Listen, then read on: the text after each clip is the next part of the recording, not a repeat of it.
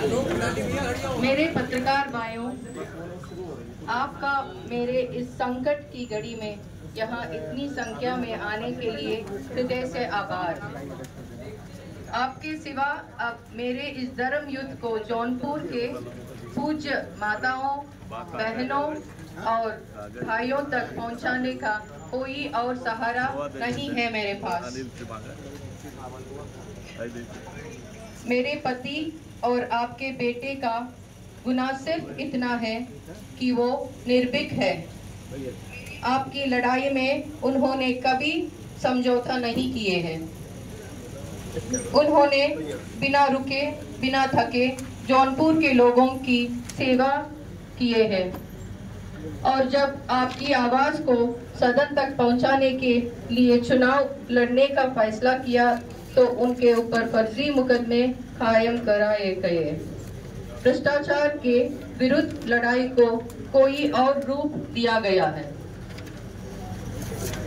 अभी जब माननीय न्यायालय ने बहस के बाद अपना फैसला सुरक्षित रखा था तो भी ये लोग बौखलाहट में उनका जेल ट्रांसफर कर दिया गया है। इन लोगों के अंदर माननीय न्यायालय के फैसले का भी इंतजार करने का या उसका सम्मान करने का साहस नहीं है।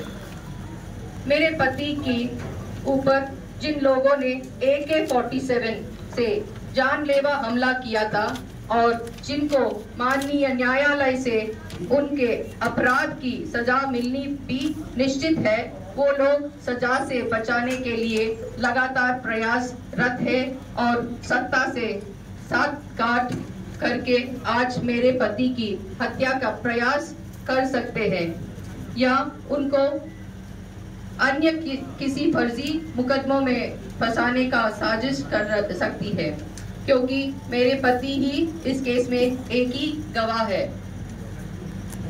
आज मैं माननीय प्रधानमंत्री जी से कहना चाहती हूँ कि विपक्ष और अन्य दलों की सरकार बनाने पर आप मंगलसूत्र छीन जाने की बात करते हैं, लेकिन आज आपकी सरकार में ही मेरे मंगलसूत्र और सिंदूर पर संकट है। मैं आपसे अपील करती हूँ, मेरी भी मंगलसूत्र और सिंदूर की रक्षा करिए। बाबा साहेब के देश में जनता की सेवा में अपना सर्वस्व न्योछावर करने के बाद चुनाव लड़ने की इच्छा रखने की सजा मेरी पति को इस साजिशों से नहीं मिलेगी, ऐसा मुझे माननीय न्यायालय के न्याय और देश के संस्थाओं के कारण विश्वास है। आज मैं पुरुषार्थ और जज्बे की धरती जौनपुर के अपने सभी परिवार जनों से अपील करती हूँ कि आगे आए और एकजुट होकर अपने बेटे की अन्याय की विरोध इस लड़ाई में उनका साथ दे दीजिए। अब आज के बाद ये लड़ाई सिर्फ मेरी नहीं है, अब ये लड़ाई जौनपुर के हर एक व्यक्ति को लड़नी है। ये लड़ाई किसी एक जाति या धर्म की नहीं है, ये लड़ाई होगी अपने बहू के सिंदूर और मंगलसूत्र को बचाने की, आपके अपने बेटे के जान को बचाने की, जौनपुर का सम्मान को बचाने की। आप सबके सामने में अपना आंचल फैलाकर हूँ कि अपना प्यार, आशीर्वाद और साथ मेरी झोली में डाल दीजिए ताकि संकट की इस घड़ी में मुझे ताकत मिल सकते और मैं आपके बेटे और अपने सुहाग की रक्षा कर सकती हूँ।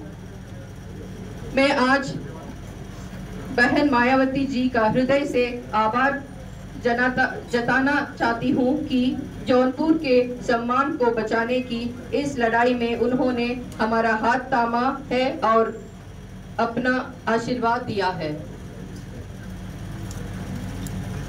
मैं आपकी बहू हूँ, आज आपके बीच आई हूँ। मेरा सिंदूर, मेरा मंगलसूत्र में मेरे पति धनंजय सिंह जी को दूसरे जेल में शिफ्ट कर दिया गया है। ऐसा क्या वजह है आई जो ऐसा करना पड़ा? इस समय मुझे मेरी बच्चों, मेरी परिवार को खतरा है। मेरे पति पर हत्या का प्रयास किया जा सकता है। आज मैंने जनता की अदालत में हूँ, आप ही फैसला करें। धन्यवाद।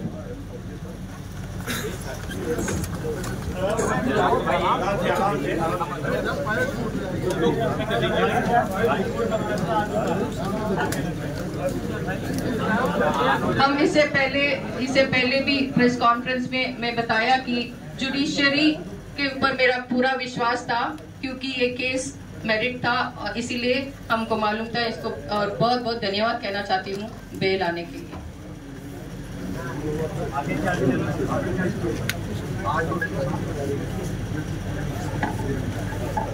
हाँ, वो तो गलत हुआ है, पता नहीं इतना जल्दी क्या जरूरत थी। वेट कर सकते थे कि जुडिशरी का जो ऑर्डर आने तक। बहुत शायद अपोजिशन लोग बहुत डरे हुए हैं, और क्या, वो तो पहले दिन से ही पता है, जब से आए हैं उनको, जब इधर अपोजिशन लोग आए हैं अगली दिन उनको अरेस्ट हो जाते हैं, और फिर कंटिन्यूसली यही चलता है कि उनका जेल शिफ्ट करने का। क्या हम अकेले लड़ रहे हैं, और हमारा एक मॉरल सपोर्ट था, सिर्फ आप ही लोग हैं मेरे साथ जो दे रहे थे, वो भी छीन लिए अभी। बहुत खुशी है, पूरा जौनपुर बहुत खुशी है, क्योंकि धनंजय सिंह का काम बात करते ना, जो लोगों के मन में है। किसी से भी बात की, आप लोग भी बहुत लोगों से बात किए हैं इस क्षेत्र में, और सब लोग बताते हो गरीबों का मसीहा है। अगर वो गलत आदमी है तो इतना सपोर्ट क्यों रहता है, बताइए। वो लोग काम नहीं कर सकते जो करने वालों को नहीं करने देते।